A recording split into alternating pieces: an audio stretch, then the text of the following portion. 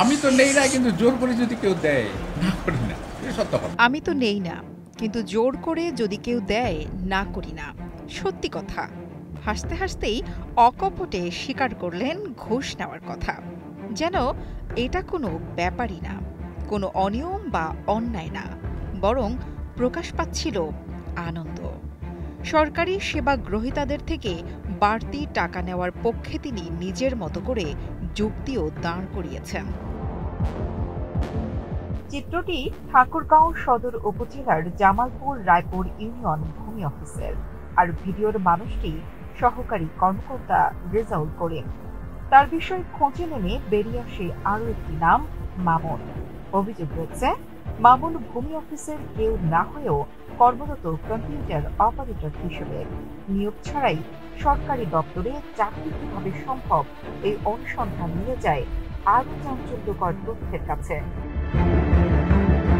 প্রদীপ কুমার রায়, সাজু ইসলাম, মামুন তিনজন পৃথক এলাকায় পৃথক ইউনিয়ন ভূমি অফিসে কাজ করেন। তাদের মধ্যে অদ্ভুত যে মিল, তা হচ্ছে তাদের কারোরই নেই নিয়োগপত্র, কিন্তু কাজ করেন ইউনিয়ন ভূমি অফিসের কম্পিউটার অপারেটর হিসেবে।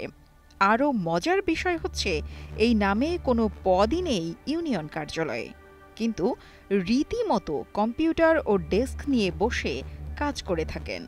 বহিরাগত হলেও স্পর্শকাতর দাপ্তরিক কাজ তাদের হাত দিয়েই হয়। প্রদীপ কুমার সেবা দেন ঠাকুরগাঁও শহরের পৌর আকচা ইউনিয়ন ভূমি অফিসে। বেতনভুক্ত কর্মচারীর মতো ৬ বছর ধরে করছেন সব ধরনের দাপ্তরিক কাজ। অভিযোগ রয়েছে, কর্মকর্তার যোগসাজশে করেন সমঝোতা, হাতিয়ে নেন মোটা অঙ্কের টাকা। বিধি বহির্ভূতভাবে কিভাবে কাজ করানো হচ্ছে জানতে চাইলে ইউনিয়ন ভূমি সহকারী কর্মকর্তা আহমদ আলী জানান, নিজেরা পারেন না বলে প্রদীপ কুমার রায়কে দিয়ে তারা কিছু কাজ করান, তাকে তাৎক্ষণিক বিদায় করে দেবেন বলেও জানান আহমদ আলী।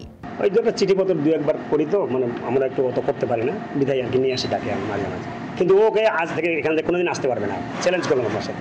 সব মশার বিরুদ্ধে সুরক্ষা দিতে এলো বসুন্ধরা এক্সট্রিম অ্যারোসল, মশার বিরুদ্ধে এক্সট্রিম সুরক্ষা। অতি দ্রুত তাকে এখান থেকে মানে ট্রান্সফার চাই আমরা, এবং মানে তাকে মানে দুর্ধর্ষ জায়গায় যেন দেওয়া হয়, এইটুকুই আমরা কামনা করছি। একই ইউনিয়নের আরেক সেবা গ্রহীতা আন্না খাওয়ার অভিযোগের আঙুলও একই ব্যক্তির দিকে। আপনাকে টাকা 20,000 দিতে হবে। 20,000 যখন চাইলো, তখন আমি বললাম যে ঠিক আছে, আমি 20,000 দিতে পারবো না। এখন একটা খারিজ 20,000 টাকা দেওয়া তো সম্ভব নয়, 25 শতক মাটি, আমি এটাই বললাম। তারপরে আমি ঠিক আছে, আপনি কম সম নেন, 500 টাকা আপনাকে আমি জমা দিলাম, আমি 20,000 টাকা দিতে পারবো না। আমি ঠিক